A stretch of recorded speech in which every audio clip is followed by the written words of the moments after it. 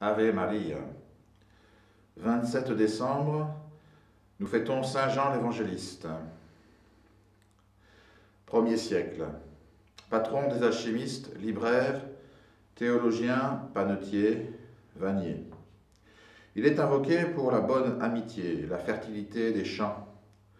Il est invoqué contre l'épilepsie, les maux de pied, le poison. Fils de Zébédée et de Marie Salomé, Jean fut bien heureux lorsque notre Seigneur Jésus, venant à passer près du lac de Génézareth, Saint Jean-Baptiste, dont il était le disciple, lui dit : « Celui qui passe près d'ici est l'agneau de Dieu. » Jean ne douta point et suivit Jésus avec ses compagnons. André entra dans son logis et ne le quitta plus. Son frère Jacques, appelé plus tard le Majeur, l'imita peu de jours après. Mais Jean devint l'apôtre bien-aimé. Il eut seul le privilège d'appuyer sa tête sur la poitrine du Sauveur, la veille de sa passion. Grâce suprême que sa grande pureté lui mérita, dit saint Augustin. Ce fut pour ce motif probablement aussi qu'il put assister au pied de la croix à la mort de son divin maître, tandis que les autres apôtres en furent empêchés. Il entendit le divin crucifié le présenter à sa mère comme son remplaçant. Ecce mater tua. Il vit le soldat ouvrir avec une lance le côté de Jésus, mort, pour les pécheurs, d'où il sortit du sang et de l'eau. Il comprit que la porte de la vie venait de s'ouvrir pour ceux que l'Église recevrait dans son sein, et que la Sainte Vierge était la personnification de cette Église naissante, tandis que lui venait d'être élu le soutien de cette maternité divine. Ecce mater tua, ecce filius tuus. Saint Jean l'Évangéliste, qui a écrit les actes et les paroles du Sauveur, en s'élevant à une haute spiritualité, nous apparaît escorté d'un aigle. Or, dans presque toutes les langues de l'Antiquité, aigle veut dire esprit. Et étant originairement employé pour exprimer le souffle du vent, il devint le symbole de l'Esprit de Dieu. Voilà donc pourquoi on en fait une application au caractère mystique de l'Évangile de Saint Jean. Cet Évangile, par sa doctrine du Verbe, le montrant évidemment son plus clairvoyant disciple et le plus solide appui de l'Église catholique pour la défense du dogme de la Sainte Trinité contre les Ariens, c'est pour cela qu'il appartenait à Saint Jean d'être le patron des théologiens. Saint Jean l'Évangéliste a un nimbe circulaire surmonté de 2 tiges d'héliotrope, ainsi représenté dans un vitrail du XIIe siècle à Saint-Rémy de Reims. Ce symbole du soleil ou de la lumière, dont le soleil est la source, parce qu'il a été favorisé de la haute inspiration qui lui a permis de s'élever jusqu'à la nature divine du Sauveur. Les animaux évangéliques, dit le Père Caillé, page 392, sont assignés l'homme à saint Matthieu, le lion à saint Marc, le bœuf à saint Luc, l'aigle à saint Jean. C'étaient des animaux mystérieux, incorporels dans le langage liturgique, auxquels on donnait un aspect étrange. Le Moyen-Âge plaçait les têtes de ces animaux sur des épaules d'hommes, et on retrouve ça et là dans l'assemblage des 4 animaux évangéliques, greffés sur un tronc commun, ce que les Grecs ont appelé tétramorphe. C'était par conséquent l'union des 4 attributs emblématiques, embrassant Jésus-Christ dans son quadruple caractère, comme homme, roi, prêtre et Dieu. Le Christ est tour à tour un homme, une génisse, un lion, puis un aigle après le sacrifice, homme pendant qu'il vit, génisse sur l'autel, lion ressuscitant, aigle montant au ciel. D'après la tradition, l'empereur Domitien, très irrité des prédications de Jean, le fit battre de verge en face la porte latine et le condamna à périr dans une cuve pleine d'huile bouillante. Il en sortit en parfaite santé, et le nom de Saint Jean porte latine lui resta, ce qui le rendit le patron des libraires, les vendeurs de livres latins, ayant l'habitude de se tenir tout près de cette porte. On lit dans Faits libyens qu'en 1342, il y avait 28 libraires à Paris. Sauval nous apprend aussi qu'il y avait dans l'église de Saint-André, avant 1467, une confrérie de Saint Jean l'Évangéliste, érigée et fondée par les libraires qui, dans ce temps, ne vendaient guère que des manuscrits, attendu que la découverte de l'imprimerie ne paraît pas avoir précédé le milieu du XVe siècle. Les écrivains, les relieurs, les enlumineurs et les parcheminiers, relevant de l'université comme suppôt, faisaient partie de cette confrérie, laquelle fut confirmée par Louis XI le 15 septembre 1467. L'empereur Domitien, de plus en plus inquiet de voir l'apôtre Saint Jean sortir triomphant de toutes les épreuves et faisant de nouveaux prosélytes, l'exila à Patmos, île de la mer Égée, placée parmi celles qu'on appelle sporades ou dispersées pour les distinguer des Cyclades, qui sont réunies en forme de cercle. Le séjour de Jean fut rempli de bénédictions pour les insulaires. Il les convertissait presque tous. Ce fut là qu'il fut ravi en esprit et qu'il vit de grandes merveilles qui lui inspirèrent d'écrire son bel ouvrage de l'Apocalypse, empreint d'une si haute spiritualité qu'il reste encore très enveloppé de mystères. Cependant, tout en accomplissant son œuvre immatérielle, Saint Jean travaillait dans les mines de fer et maniait ce minerai avec l'entendement de la science. C'est à ce propos que les alchimistes le prirent pour patron. Saint Isidore raconte qu'à Rome, on essaya de l'empoisonner à l'aide de la boisson consacrée du calice. Saint Jean fit le signe de la croix sur ce calice, d'où s'échappa un serpent, et le vin recouvra sa pureté ordinaire. Sa pureté ordinaire, c'est en souvenir de ce miracle éclatant qu'on invoque Saint Jean contre le poison. Saint Jean est représenté tenant à la main un calice dont la coupe est couverte d'émeraudes et de pierres précieuses.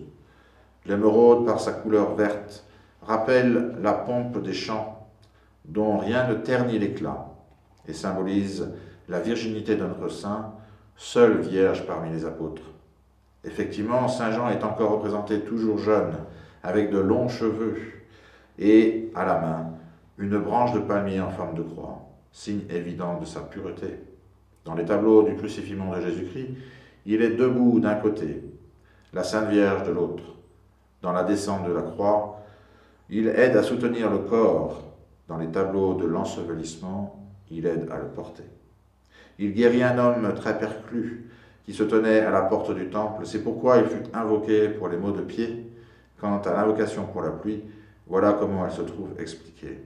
L'impératrice Gallo Placidia avait été prise par un violent orage où sa vie fut en danger lors de son retour de Constantinople en Italie.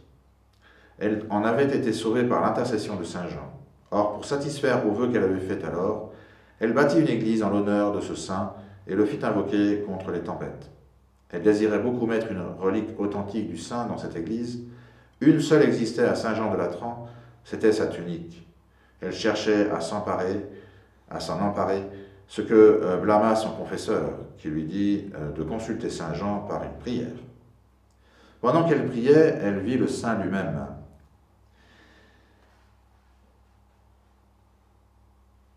Et comme elle se précipitait à ses pieds, il disparut, laissant une de ses sandales. Cette apparition est représentée à Ravenne par 2 bas-reliefs et une mosaïque. On dit aussi qu'il est à Éphèse, un lieu où cet apôtre écrivit l'Évangile. Sur le sommet de la montagne voisine se voient 4 murailles sans toit. C'est là qu'il se tenait, priant continuellement le Seigneur pour les péchés du peuple. Il obtint que la pluie n'y tomberait point jusqu'à ce qu'il eût achevé son évangile.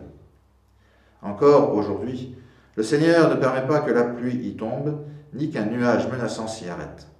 C'est là sans doute la cause de l'invocation pour la fertilité des champs, qui dépend beaucoup de la pluie qui leur vient à propos. Saint Grégoire de Tours nous en rapporte ces propos. Les dictons populaires disent que s'il pleut à la Saint-Jean-Chaude, le 6 mai, les biens de la terre dépérissent jusqu'à l'autre Saint-Jean, le 24 juin. À la Grand Saint-Jean, l'oiseau sur le gant, s'il pleut le jour de Saint-Jean, toute l'année s'en ressent. Monseigneur de Ségur cite à ce propos ce dicton. La lune de Saint-Jean gouverne le temps jusqu'à la Noël, la lune de Noël le gouverne jusqu'à la Saint-Jean. Aucun auteur ne précise le temps que vécut Saint Jean l'Évangéliste. Presque tous croient généralement qu'il passa 68 ans sur la terre après la passion de notre Seigneur, et qu'il avait alors de 22 à 28 ans. Ce qui est certain, c'est qu'il résidait à Éphèse dans les dernières années connues de sa vie, et qu'il se faisait porter par ses disciples dans les réunions chrétiennes. Saint Jérôme rapporte que, sa faiblesse étant devenue extrême, il ne disait plus que ces mots « Figlioli, diligite alter utrum » « Mes petits-enfants, aimez-vous les uns les autres ». Ses disciples, ennuyés d'entendre toujours la même chose, lui demandèrent pourquoi il ne changeait pas le discours. Il leur répondit « Parce que c'est le précepte du Seigneur. Si on le garde bien, il n'en faut pas davantage pour être sauvé. » On invoqua dès lors pour la bonne amitié ou l'affection mutuelle. Excitez, Seigneur, nous vous en prions, dans votre Église, la véritable affection que Jean, l'ami cher à votre Fils, recommandait constamment, afin qu'étant remplis de ce même esprit, nous nous aimions mutuellement d'une sincère affection.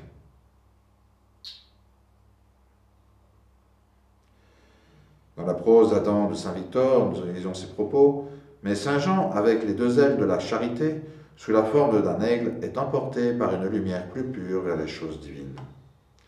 Dans le Manuale de Kempten se trouve une autre raison pour la bénédiction, le jour de la fête de Saint Jean l'Évangéliste, pour la bénédiction du vin, qui était un préservatif contre les poisons et les maladies contagieuses. Seigneur Jésus-Christ, qui avez voulu qu'on vous appelât la vraie vigne, et vos saints apôtres les branches, et avez fait votre vigne de choix de tous ceux qui vous aiment. Bénissez ce vin et donnez-lui la puissance de votre bénédiction, afin que tous ceux qui, en honneur et en mémoire de Jean, votre disciple bien-aimé, dont nous nous réjouissons de célébrer aujourd'hui la fête, en auront pris ou bu, soient préservés des maladies et des poisons pestilentiels, et qu'ils obtiennent la santé et le salut de l'âme et du corps. Vous qui vivez dans les siècles des siècles, ainsi soit-il.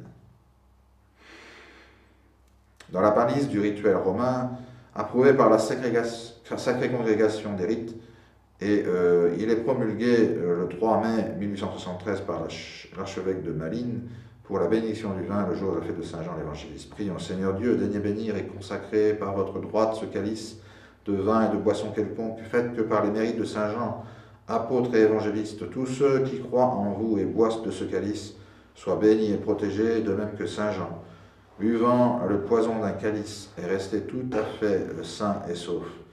Que de même, tous ceux qui boiront aujourd'hui de ce calice en l'honneur de Saint Jean soient par ses mérites préservés de tout mal, du poison et de toute chose nuisible, et que, s'offrant à lui de corps et d'âme, il soit délivré de toute faute.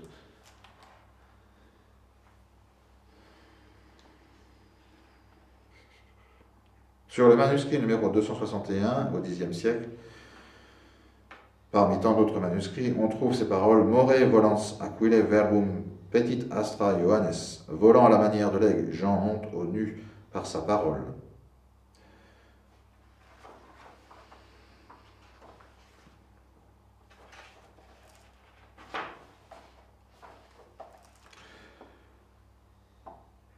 Sur le manuscrit numéro 275, 11e siècle, les paroles sont ainsi écrites. Johannes titulum ponens verbum caro factum, fixit radiis aquile sua lumina solis.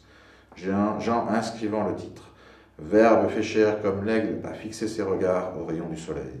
Puis sur la page en regard, 4 anges tiennent un cartouche portant cette inscription. Virginitas superis placeat quia sancta ministris ostendut tituli claro theoremate fulti virginitate placens quos scripsit Virgo Johannes. Parce que la virginité plaît à Dieu, elle est imposée à ses ministres. Ceci est démontré par les ouvrages appuyés sur une claire vision que Jean, vierge agréable par sa virginité, a composé.